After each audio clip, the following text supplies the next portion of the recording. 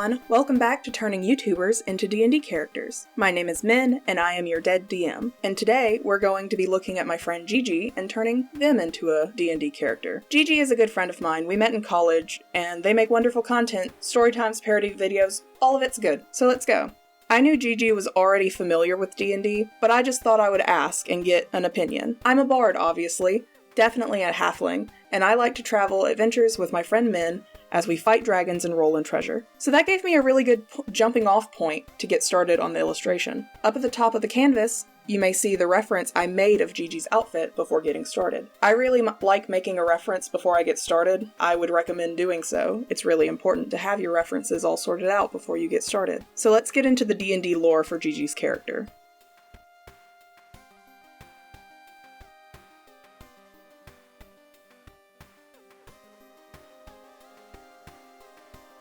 I actually didn't know very much about halflings before I started this. There's a decent bit of lore around them, so I've had to abridge it a little bit. Halflings stand about 3 feet tall and are inclined to be stout, weighing close to 40 or 50 pounds. Halfling skin can range from pale to dark with a rutted cast. I had to look that up. It means a healthy red tint to the skin. Their hair is usually brown or sandy with waves. They have brown or hazel eyes. Men often sport sideburns, but beards are rare among them, and mustaches even more so. They like simple, practical clothing, favoring bright colors. They appear harmless, so they've managed to survive for centuries in the shadows of empires, and on the edge of war and political strife. They are a cheerful race and cherish bonds with family and friends, as well as the comforts of hearth and home, harboring few dreams of gold or glory. Even adventurers among them usually venture into the world for reasons of community, friendship, wanderlust, or curiosity. They love discovering new things, even simple things, such as exotic foods or an unfamiliar style of clothing. Halflings are easily moved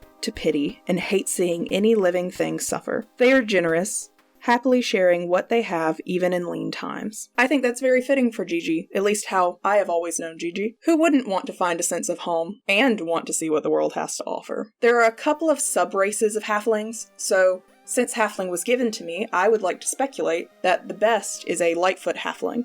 As a Lightfoot halfling, you can easily hide from notice, even using other people as cover. You are inclined to be affable and get along well with others. In Forgotten Realms, Lightfoot halflings have spread the farthest, and thus are the most common variety. Lightfoots are more prone to wanderlust than other halflings, and often dwell alongside other races or take up nomadic life.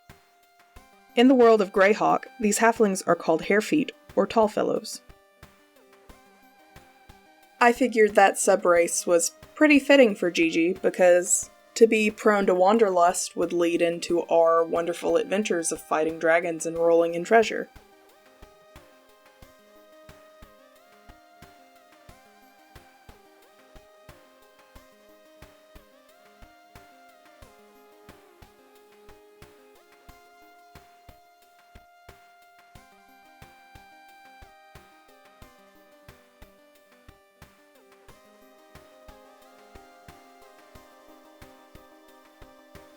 For the class, Gigi went ahead and picked Bard, and I absolutely agree.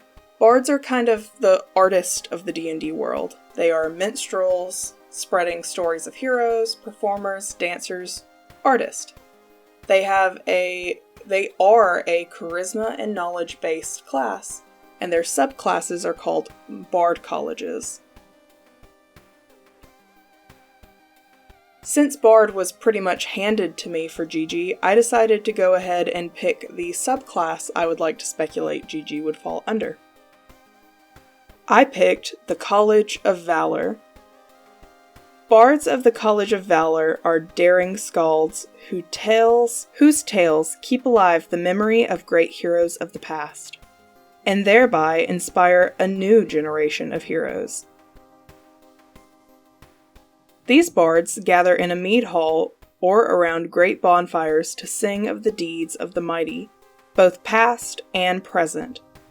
They travel the land to witness great events firsthand and to ensure that the memory of those events doesn't pass from this world. With their songs, they inspire those to reach the same heights of accomplishments as the heroes of old. I just thought that was pretty fitting.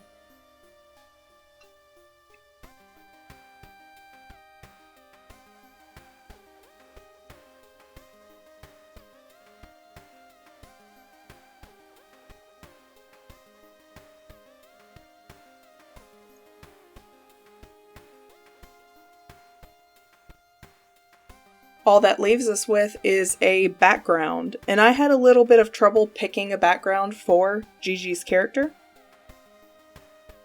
Going through the list, I decided the best I could personally come up with was a sage. Let me read the description as it's stated in D&D lore. Sage. You spent years learning about the lore of the multiverse. You scoured manuscripts, studied scrolls, and listened to the greatest experts on the subjects that interest you. Your efforts have made you a master of your field of study. So a sage in D&D is kind of like a scholar. It gives you a proficiency in arcana and history. You can add 2 languages of your choice.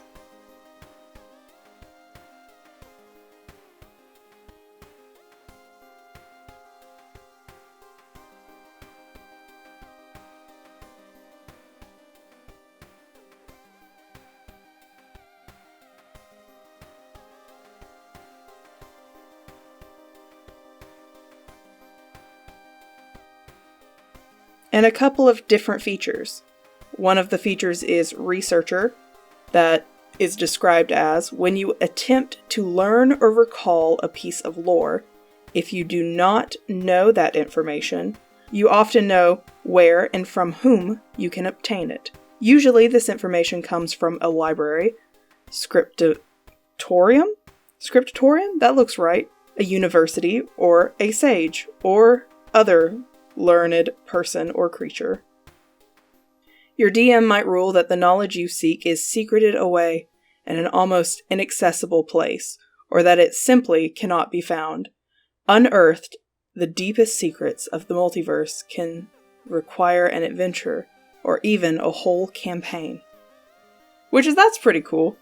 You can also do a specialty, which is you roll a d8 and get your field of study. Actually, let's just roll a d8, shall we? Okay, Google. Roll a d8. You got 5. Alright, what is 5? 5 is a professor. Gigi, you're a professor! That's funny because I met you at actual college. Alright.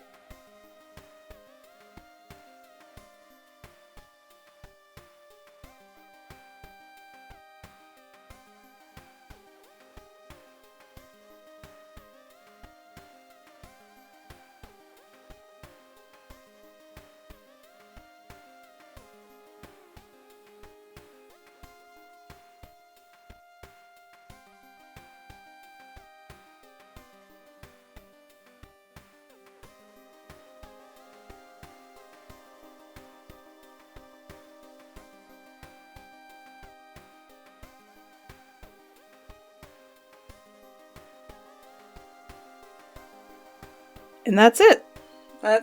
We have the beginnings of our Gigi character. With that, we're ready to go on an adventure. Thank you everyone for watching this episode. I'm still really enjoying this series, and let me know if there are any YouTubers that you would like me to cover next. As always, like, comment, and subscribe, and I hope you have a wonderful day.